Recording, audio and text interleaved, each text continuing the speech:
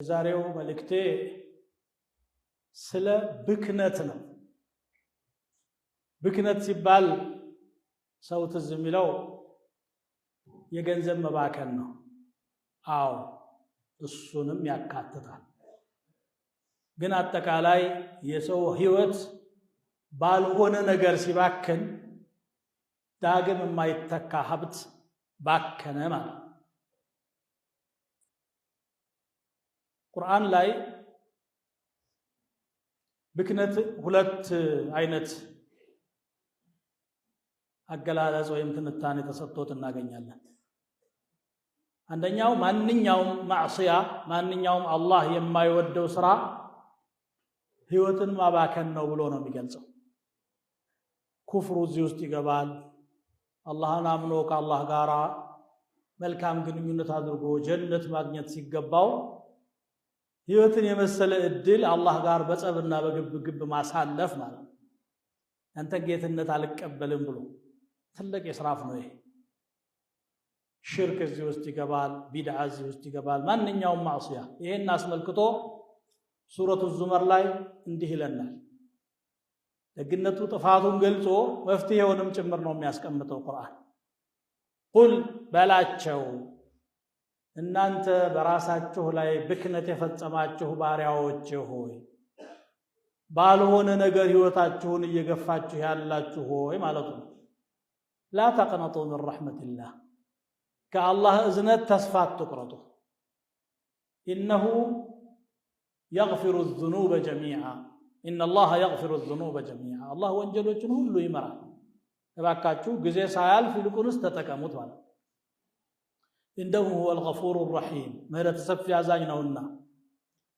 ወአኒቡ ኢላ ረቢኩም ወደ ጌታችሁ ተመለሱ። ሽፍትነቱ፣ አመፀኝነቱ፣ ወንጀለኝነቱ አያዛልቃችሁ። ከአላህ ሸሽቶ ወደ የትም አይከድም። ላ መፈረ ወላ መልጀአ ሚነላህ ኢላ ኢለይህ ስለዚህ ተመለሱ ይላል። መቼ من قبل أن يأتيكم العذاب ثم لا تنصرون ቅጣቱ ሳይመጣባችሁና ረዳት ማታገኙበት ጊዜ ከመምጣቱ በፊት አሁን በኋላ ብትጮሁ ብታለቅሱ ስለማይጠቅማችሁ አሁን ተመለሱ አለ። እንዴት እንመለስ? ወዴት? ወተቢዑ አሕሰነ ማ ኡንዚለ ኢለይኩም ወደ እናንተ የወረደውን እጅግ መልካም የሆነውን ወሕይ ተከተሉ። من قبل أن يأتيكم العذاب باغتة ቅጣቱ ድንገት ሳይመጣ ሳታስበው እየተንደላቀቅ እየተንቀባረርክ ቀብ ያደርጋል። መለከውን ሞት በራሱ ቀጠሮ ነው የሚሰራው፣ በአንተ ፕሮግራም አይደለም። ስለዚህ ዛሬ ተመለሱ። ثم وأنتم لا تشعرون ይሄ አንዱ ቅጣት ማን ነው? አንዱ የኢስራፍ አይነት ነው።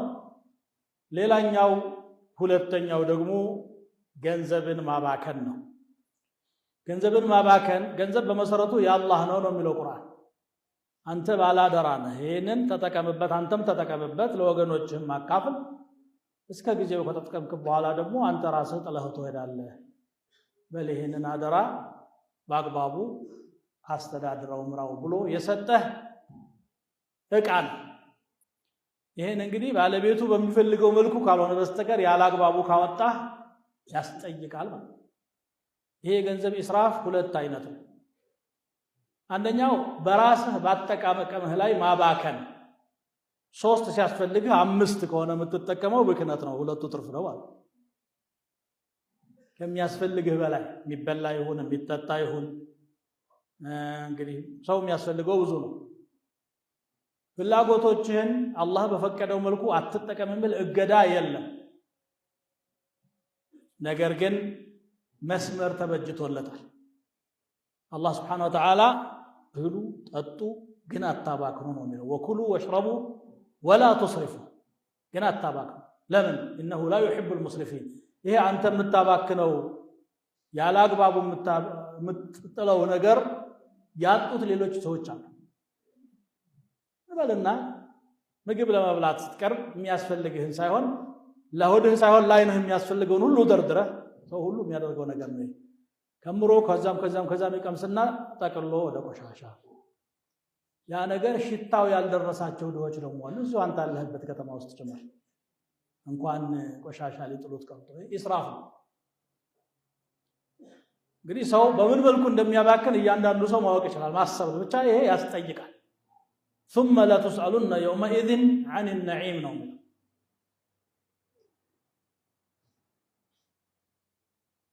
አላህ ለባሪያዎቹ የሰጠውን ኒዕማ እንዳይጠቀሙ አልከለከለም።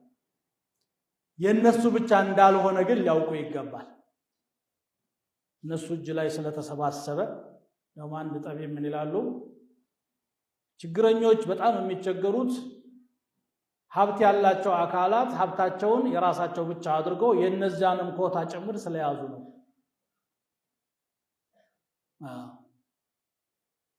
ይሄ ማለት ቁርአን ሲገልጽ ምን ይላል? ወለዚነ ፊ አምዋሊሂም ሐቁን ማዕሉም ሊሳኢል ወልመሕሩም ይላል።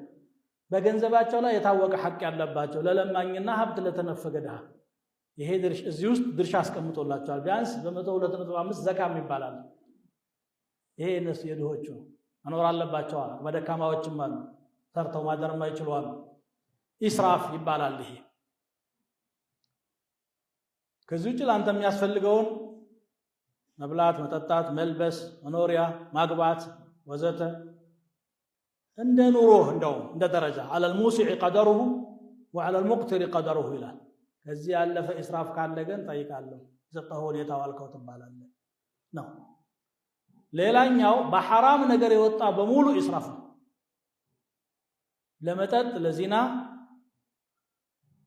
ቁጠሩት፣ ለጉቦ ማታለል የተለያየ ነገር የሚወጣው ኢስራፍ ውስጥ ይገባል ይካተታል።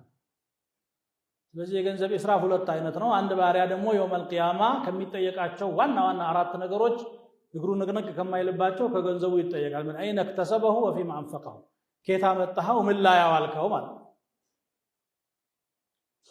ሌላኛውና ሶስተኛው ኢስራፍ ያው የኹጥባ መልእክት አጭር መሆን ስለሚገባው አጠቃልላለሁ። የጊዜ ኢስራፍ የጊዜ ብክነት። ጊዜ እጅግ ውዱ ሀብታችን ነው።